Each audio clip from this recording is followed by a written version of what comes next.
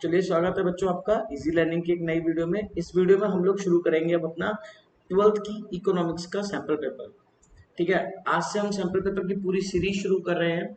तो इसमें अभी मैं 12th की इकोनॉमिक्स और 10th की सोशल का डेली ट्राई करूंगा कि एक सैंपल पेपर डाल सकूं और पूरा का पूरा 10 एटलीस्ट सैंपल पेपर का आपका सेट तैयार करा सकूं आपके बोर्ड से पहले। ठीक है, टर्म 2 की प्रिपरेशन से पहले।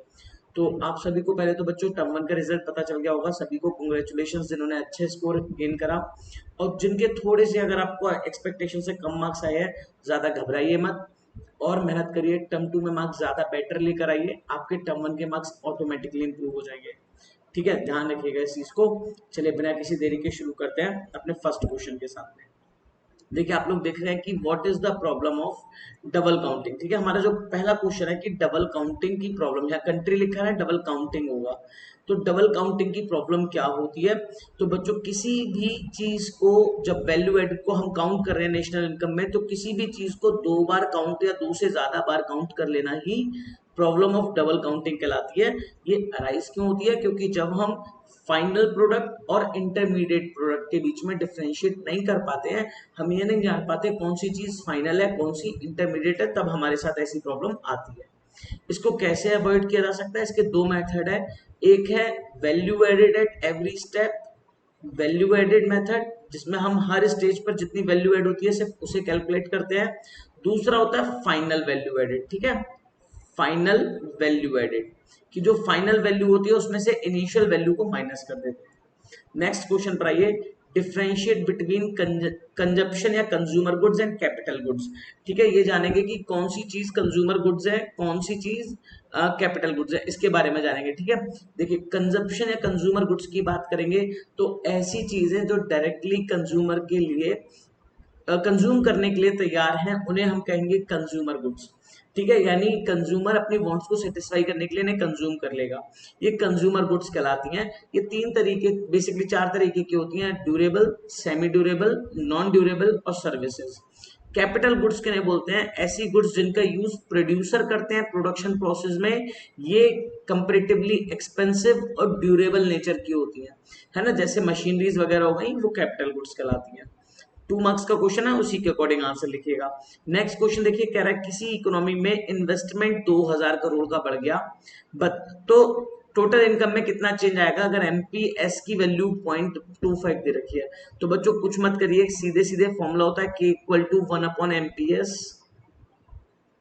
Is equals to delta Y upon delta I. ठीक है, ये फॉर्मूला पुट करिए। आप 1 अपॉन 0.25 करेंगे तो 1 अपॉन 0.25 करेंगे, इसको सॉल्व करेंगे 0.25 को, तो पॉइंट हटाएंगे ऊपर, 2 जीरो बढ़ाएंगे, इससे कट जाएगा 4 इक्वल टू डेल्टा वाई आपको सॉल्व करना है अपॉन डेल्टा आई की वैल्यू आपको 2000 दे रखी है।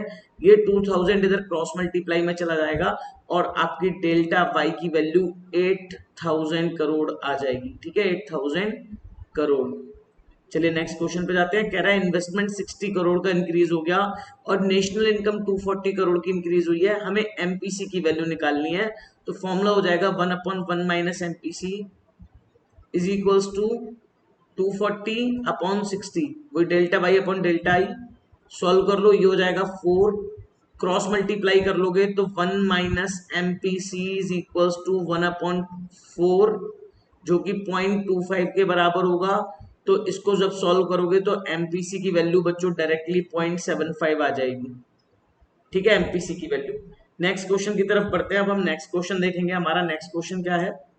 चले, नेक्स्ट क्वेश्चन हमसे कह रहा है कि distinguish between consumption function and saving function. Consumption function और सेविंग फंक्शन के बीच में डिस्टिंग्विश करना है, अंतर बताना है। तो सेविंग फंक्शन वो एल्जेब्रिक इक्वेशन होती है जो कि सेविंग का इनकम के साथ रिलेशन बताती है, जबकि कंजप्शन फंक्शन वो एल्जेब्रिक इक्वेशन होती है जो कंजप्शन का इनकम के साथ रिलेशन बताए। सेविंग फंक्शन सेविंग का इनकम के साथ, कंजप्शन फंक्शन कंजप्शन का इनकम के साथ रिलेशन बताती है।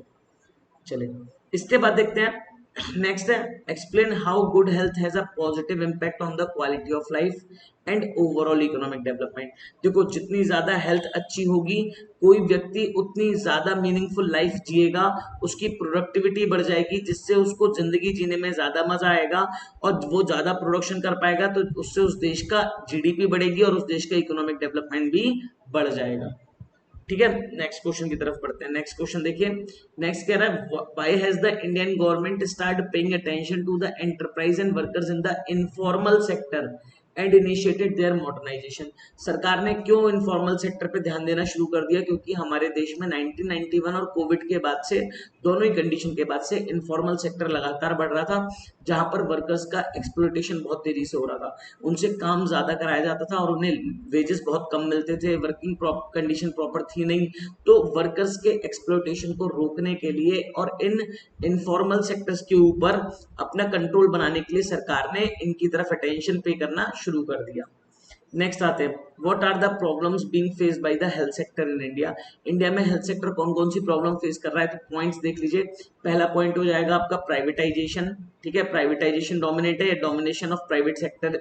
ठीक है, दूसरा poor upkeeping of government hospitals, poor maintenance of government hospitals. इसके अलावा अगर हम बात करेंगे तो और कौन सी प्रॉब्लम हमारे हेल्थ सेक्टर को फेस करनी पड़ रही है, तो हमारे यहाँ पर देखेंगे तो पुअर सैनिटेशन फैसिलिटी हमारे यहाँ पर अवेलेबल है। इन चार में से कोई भी 2 पॉइंट आप यहाँ पर एक्सप्लेन कर सकते हो या 4 पॉइंट लिख सकते हो, आपको 2 मार्क्स कंफर्म हो जाएंगे। नेक्स्ट क्वेश्चन पे जाइए, 3 मार्क क्वेश्चन है। कह रहा है कि इसको किस तरीके से ट्रीट करेंगे नेशनल इनकम में। देखिए, payment interest by a firm, अगर कोई एक फर्म देती है तो इंटरेस्ट काउंट नहीं होगा क्योंकि बैंक को दे रही है। जरा देखिए, जरा यहाँ पर बैंक इंटरेस्ट ले रही है फर्म से, तो बैंक ने लोन दिया होगा फर्म को। जरा एक सेकंड रुकिए, अगर बैंक ने फर्म को लोन दिया होगा तो फर्म ने उसका इस्तेमाल प्रोडक्शन प्रोसेस में करा होगा, इसका मतलब ये वाला जो इंटरेस्ट है ये जोड़ा जाएगा। ठीक है, अगला देखिए, bank payment of interest by a bank to individual.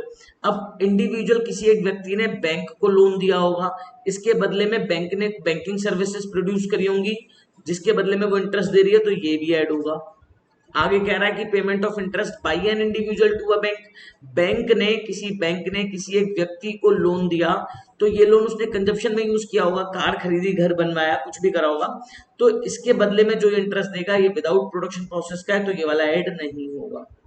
ठीक है, नेक्स्ट क्वेश्चन पर आइए। रियल जीडीपी 200 दे रखी है, प्राइस इंडेक्स की वैल्यू 110, नॉमिनल पूछी है, तो फॉर्मूला हो जाता है बच्चों, nominal GDP equal to real GDP multiply by price index divided by 100। ठीक है, जब आप सॉल्व करोगे तो सीधे सीधे 2 मल्टीप्लाई 110 इक्वल टू 220 आंसर आ जाएगा, 220। ठीक है, नेक्स्ट क्वेश्चन पे जाते हैं। देखिए, नेक्स्ट क्वेश्चन है case based study. Case based study पे जरा ध्यान से देखिएगा। कह रहा है कि जब से चाइना ओपन अप होना शुरू करा है, उसने अपनी इकोनॉमी को रिफॉर्म करा 1978 में, जीडीपी थी वो लगभग 10% पर ईयर के हिसाब से बढ़नी शुरू हुई और वो 800 मिलियन पीपल्स, ठीक है, जो कि गरीबी की रेखा के नीचे थे, वो लिफ्टेड आउट हो चुके हैं, यानी गरीबी से ऊपर आ चुके हैं। इसके काफी ज्यादा इंप्रूवमेंट्स हुए वहां के हेल्थ, एजुकेशन और दूसरी सर्विसेज पर इसी पीरियड में। चाइना अब अपर मिडिल इनकम कंट्री बन चुका है। अगर हम देखें कि काफी ज्यादा इंपॉर्टेंट होगा चाइना में गरीबी को खत्म करने के लिए, जिसके लिए लगातार जो एफर्ट्स है उन्हें इंक्रीजिंगली शिफ्ट किया जा रहा है, जिसकी वजह से जो वल्नरेबिलिटीज हैं वो बहुत ज्यादा लोगों के द्वारा फेस की जा रही हैं और consider poor by the standards of middle income countries, यानी जहां पर मिडिल इनकम कंट्रीज में जिन्हें पुअर माना जा रहा था, सबसे ज्यादा वो फेस कर रहे हैं। इनमें वो लोग भी हैं जो कि अर्बन एरियाज में रहते हैं। चाइना की जो high growth based of income resource intensive manufacturing है, यानी चाइना क्या कर रही है, रिसोर्स पर ज्यादा फोकस कर रही है, मैन्युफैक्चरिंग करने के लिए, एक्सपोर्ट करने के लिए लो पेड लेबर का इस्तेमाल कर रही है। इसकी वजह से अगर हम देखें ये लिमिट पर पहुंच चुका है और इसकी वजह से इकोनॉमिक, सोशल और एनवायरमेंटल इम्बैलेंसेस भी क्रिएट हो गए हैं।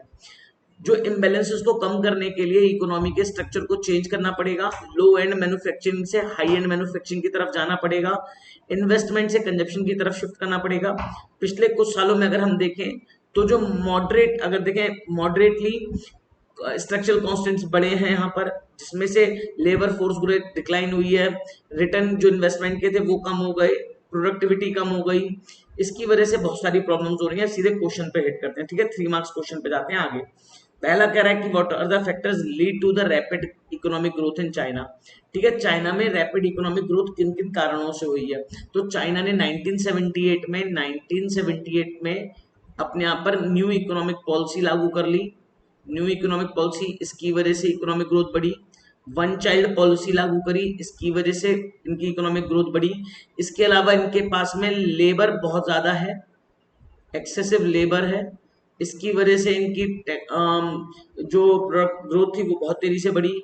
फॉरेन डायरेक्ट इन्वेस्टमेंट के ऊपर इनकी जो डिपेंडेंसी थी वो बढ़ गई, इस वजह से इनके यहाँ पर बहुत तेजी से इकोनॉमिक ग्रोथ बढ़ी। इसके अलावा GLF, great leap forward policy जैसी पॉलिसीज को अपनाने की वजह से चाइना की इकोनॉमिक ग्रोथ बहुत तेजी से बढ़ी है।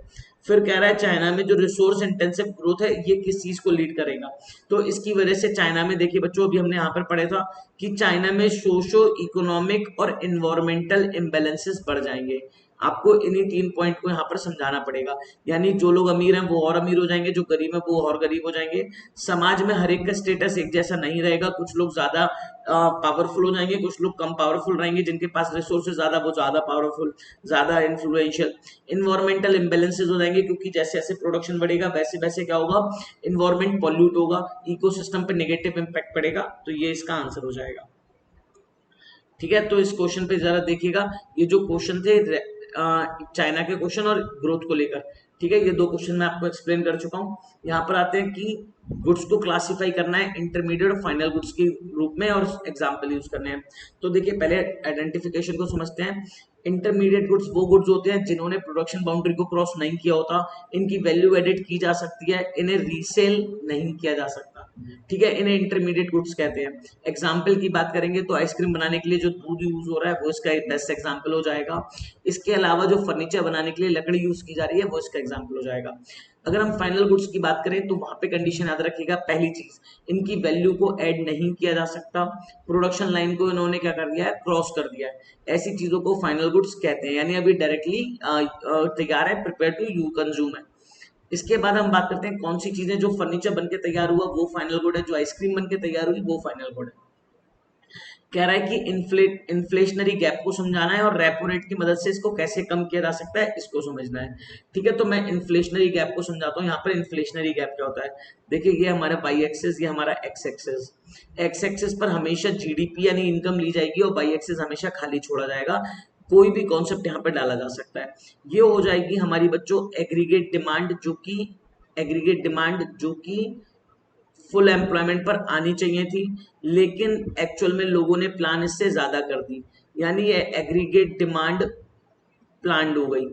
ठीक है, इसके बाद अगर हम जाएंगे नेक्स्ट चीज पर तो ये हो जाएगा हमारा इनकम का कर्व। ठीक है, इनकम के कर्व को देखिएगा बच्चों, ये इनकम का कर्व हो जाएगा हमारा 45 डिग्री का इनकम का कर्व। देखिए जरा ध्यान से, यहां से एक सीधी लाइन ड्रॉ कर दीजिए, ये परपेंडिकुलर, ये वो सप्लाई हो जाएगी जिसको हमने फुलफिल कर दिया, लेकिन ये वो डिमांड है जिसको हम फुलफिल नहीं कर पाए। तो इसी गैप को हम कहेंगे इन्फ्लेशनरी गैप। ठीक है, ध्यान रखिएगा, ये गैप कहलाएगा हमारा इन्फ्लेशनरी गैप। तो इन्फ्लेशनरी गैप किस गैप को बोलते हैं, तो द गैप बिटवीन द या the space between the aggregate demand at full employment and the aggregate demand planned by the people in an accounting year of an economy is called inflationary gap। Basically होता क्या है, ये वो excess demand होती है जो market में चीजों के प्राइसेस को बढ़ा देती है। ठीक है, उसे इन्फ्लेशनरी गैप कहते हैं। अब इसको रेपो रेट की मदद से कैसे कंट्रोल किया जाएगा, जरा ध्यान से देखना। रेपो रेट की मदद से कैसे कंट्रोल किया जाएगा, मार्केट में डिमांड बहुत ज्यादा आ रही है, आरबीआई क्या करेगी, रेपो रेट को बढ़ा देगी। जरा ध्यान से देखो बच्चों, रेपो रेट को बढ़ाने से क्या होता है, तो रेपो रेट उस रेट को बोलते हैं, वो इंटरेस्ट होता है जो कि आरबीआई कॉमर्शियल बैंक से चार्ज करती है। यानी अगर उसने कोई लोन दिया कॉमर्शियल बैंक को तो जो इंटरेस्ट रेट चार्ज करेगी उसे रेपो रेट कहते हैं। अगर जैसे ही रेपो रेट बढ़ जाएगा तो कॉमर्शियल बैंक कम लोन लेंगी तो मार्केट में क्रेडिट का फ्लो कम होगा या क्रेडिट क्रिएशन कम होगा, जिसकी वजह से मार्केट में जो बढ़ी हुई डिमांड है वो कंट्रोल हो जाएगी। तो आरबीआई ये रेपो रेट को बढ़ा देगी जिससे मार्केट में जाने वाला क्रेडिट कम हो जाएगा और इससे हमारी जो एक्सेसिव डिमांड है वो आराम से कंट्रोल हो जाएगी। चलिए नेक्स्ट क्वेश्चन की तरफ बढ़ते हैं। नेक्स्ट क्वेश्चन देखिए बच्चों, नेक्स्ट क्वेश्चन है हमें value gross value added factor cost निकालनी है। तो जीडीपी एफसी की वैल्यू निकालनी है, एमपी की वैल्यू नहीं है। ठीक है, तो कैसे निकालेंगे, सिंपल सा formula, output minus IC output minus IC, और इससे निकल आया जीडीपी एमपी और माइनस एनआईटी, तो ये हमारा एफसी में कन्वर्ट हो जाएगा। आउटपुट की वैल्यू देखिए 1000 यूनिट बन रही है 30 रुपए के हिसाब से, तो सेल्स की वैल्यू आ जाएगी बच्चों, देखिए जरा 30,000, ये हो जाएगा हमारा सेल्स 30,000 रुपए का। हमारा चेंज इन स्टॉक की वैल्यू 3000 और 2000 का जो डिफरेंस है वो है 1000, ये हो जाएगा हमारा चेंज इन स्टॉक। तो आउटपुट की वैल्यू हो जाएगी 31,000। आईसी की वैल्यू इंटरमीडिएट कॉस्ट हमें 12,000 डायरेक्टली दे रखी है, ठीक है, 12,000 डायरेक्टली दे रखी है, माइनस एनआईटी इनडायरेक्ट टैक्सेस, देखिए जरा एक्साइज ड्यूटी भी इनडायरेक्ट टैक्स है, सेल्स टैक्स भी इनडायरेक्ट टैक्स है, ठीक है। सब्सिडीज की वैल्यू हमें यहाँ पर दे नहीं रखी, तो सिर्फ इन दोनों टैक्सेस को जोड़ लो जिसकी वैल्यू 6,000 आ जाएगी, ठीक है, तो माइनस 6,000, तो 31,000 में से 18,000 चले जाएंगे, आपका 13,000 आंसर आ जाएगा। क्वेश्चन सॉल्व, ठीक है। यूनिट जरूर लगाइएगा, जो करोड़ दे रखी है तो करोड़ जरूर लिखिएगा वरना आधा नंबर कट हो सकता है। चलिए नेक्स्ट क्वेश्चन की तरफ बढ़ते हैं। नेक्स्ट क्वेश्चन देखिए, ये चॉइस क्वेश्चन, ये देखिए सेकंड पार्ट है 2 मार्क का, ठीक है। क्वेश्चन कह रहा है explain why subsidies are added to and indirect taxes are deducted from domestic product at market price to arrive at domestic product at factor cost. कह रहा है कि बताइए जब कोई भी चीज हमें मार्केट प्राइस में दे रखी है उसे फैक्टर कॉस्ट में कन्वर्ट करते हैं तो उसमें सब्सिडीज को ऐड क्यों करते हैं और इनडायरेक्ट टैक्सेस को माइनस क्यों करते हैं। यानी जरा यहाँ पे देखिए एक चीज मार्केट प्राइस पर है और इसको फैक्टर कॉस्ट में चेंज करना है तो इसमें सब्सिडीज को ऐड क्यों करते हैं और इनडायरेक्ट टैक्सेस को माइनस क्यों करते हैं। जरा ध्यान से समझिएगा, फैक्टर कॉस्ट वो कॉस्ट होती है जिसपे कोई भी तरीके का नेट इनडायरेक्ट टैक्स इंक्लूड नहीं होता, तो यानी हमें मार्केट प्राइस में से नेट इनडायरेक्ट टैक्स को एक्सक्लूड करना पड़ता है, तब हमारा एफसी में कन्वर्ट हो जाता है। यहाँ पर एनआईटी का मतलब इनडायरेक्ट टैक्स माइनस सब्सिडीज होता है। जब हम इसको खोलेंगे तो आईटी की वैल्यू माइनस में आ जाएगी और माइनस माइनस प्लस हो जाएगा तो सब्सिडी की वैल्यू प्लस हो जाएगी। इसीलिए जब हम मार्केट प्राइस की किसी भी चीज को फैक्टर कॉस्ट में बदलते हैं तो इनडायरेक्ट टैक्स को माइनस और सब्सिडीज को प्लस कर देते हैं। सिंपल सा फंडा। नेक्स्ट क्वेश्चन की तरफ बढ़ते हैं। नेक्स्ट क्वेश्चन पर आइए बच्चों, देखिए मैं थोड़ा सा सैंपल पेपर को इस तरीके से करवा रहा हूँ ताकि स्पीड थोड़ी ज्यादा है। आप एक काम करिए, एक क्वेश्चन को मेरी वीडियो को या तो आप डाउनलोड कर सकते हो, फोन में डाउनलोड कर लो वरना यूट्यूब पे डाउनलोड कर लो। इससे क्या करोगे, आप एक क्वेश्चन देखो उसका आंसर खुद ट्राई करो, उसके बाद जब आप कर लो उसके बाद मेरे आंसर से मैच करना। इस तरीके से करोगे तो आप ज्यादा बेटर तरीके से कर पाओगे। नेक्स्ट है हमें नेशनल इनकम कैलकुलेट करनी है। नेशनल इनकम कैलकुलेट करने के लिए हमें दे रखा है प्राइवेट फाइनल कंजप्शन एक्सपेंडिचर। देखो बच्चों एक्सपेंडिचर मेथड है तो सीधे जीडीपी एमपी की वैल्यू निकालो, जीडीपी एमपी की वैल्यू निकालो। कैसे निकालोगे, प्राइवेट प्लस गवर्नमेंट, तो गवर्नमेंट ये रहा 500 और 200 700 plus gross domestic capital formation, तो यहाँ पर नेट दे रखा है और फिक्स दे रखा है, तो फिक्स में चेंज इन स्टॉक जोड़ा जाएगा, तो 100 में चेंज इन स्टॉक 20 का जोड़ा जाएगा तो 120, और नेट में डेप्रिसिएशन जोड़ा जाएगा, डेप जोड़ा जाएगा तो वो ग्रॉस बन जाएगा 120 और 60 180 plus net export. Net export की वैल्यू डायरेक्टली आपको 40 दे रखी है, 40 तो ये आ जाएगा आपका 220 920, इसको सीधे सीधे आप बदल दो एनएनपीएफसी में। NNPFC is equals to GDPMP minus dep plus NFIFA या नफिया माइनस एनआईटी, ठीक है। तो 920 में से डेप्रिसिएशन 60 का हटा दो, नफीफा की वैल्यू यानी net factor income from abroad की वैल्यू 30 प्लस कर दो, और इसके अलावा जो एनआईटी की वैल्यू है नेट इनडायरेक्ट टैक्स की वैल्यू वो आपको 50 दे रखी है उसको माइनस कर दो, यानी 110 माइनस करना है और 30 प्लस करना है, तो डायरेक्टली 80 माइनस कर दो, आंसर आ जाएगा 840, ठीक है। 920 में से सीधे 80 माइनस कर दो 840 आंसर आ जाएगा। नेक्स्ट क्वेश्चन की तरफ बढ़ते हैं। नेक्स्ट क्वेश्चन देखिए, नेक्स्ट क्वेश्चन दे रखा है हमें कि how will you treat the following in calculation of GDP. GDP में कैसे ट्रीट करोगे, profit earn by a branch of foreign bank. देखिए कैसे ऐड करेंगे, इसको जोड़ा जाएगा, जीडीपी में जोड़ा जाएगा, क्यों, क्योंकि इंडिया की डोमेस्टिक टेरिटरी के अंदर में प्रॉफिट अर्न किया गया है तो जीडीपी का पार्ट होगा लेकिन नेशनल इनकम का पार्ट नहीं होगा, ठीक है। तो रीजन क्या बताएंगे, because this profit is earn in the domestic territory of our country hence it is been the part of GDP, ठीक है, ऑफ इंडिया। अगला कह रहा है salaries of Indian employees working in embassies of Japan in India. देखिए Japan की embassy है जो इंडिया में खुली हुई है, इंडिया में खुली तो है लेकिन वो हमारी डोमेस्टिक टेरिटरी नहीं है, ठीक है। जब वो हमारी डोमेस्टिक टेरिटरी नहीं है तो यहाँ का पैसा भी जीडीपी में काउंट नहीं होगा, नेशनल इनकम में काउंट होगा लेकिन जीडीपी में काउंट नहीं होगा, ठीक है। ये होगा बच्चों question 12 question complete. Question number 13 distinguish between economic development and sustainable development, और how can accelerating the growth of GDP solve the problem of unemployment. ये दो क्वेश्चन ऐसे हैं जो आपको खुद से करने हैं, और करने के बाद इनका आंसर मुझे कमेंट बॉक्स में सेंड करना है। ठीक है, आप मुझे कमेंट बॉक्स में सेंड करके बताएंगे कि इनका आंसर क्या होगा। तो आज के लिए सिर्फ इतना ही। अगर आपको वीडियो अच्छी लगी हो, सैंपल पेपर आसानी से तैयार हो गया हो, तो प्लीज चैनल को सब्सक्राइब कर दीजिए, वीडियो को लाइक कीजिए और अपने दोस्तों के साथ शेयर कीजिए। अगर आपको नेशनल इनकम के फॉर्मूला में दिक्कत आ रही है, किसी थ्योरी में दिक्कत आ रही है, तो मैं पहले पढ़ा चुका हूं, आप मेरी लाइव स्ट्रीम्स वाली क्लासेस में जाइएगा, आपको वहां पर पूरी नेशनल इनकम के न्यूमेरिकल मिल जाएंगे, वहां से आप अपनी प्रैक्टिस कर सकते हैं। चलिए बच्चों, मिलते हैं नेक्स्ट पार्ट में, तब तक अपना ख्याल रखिए।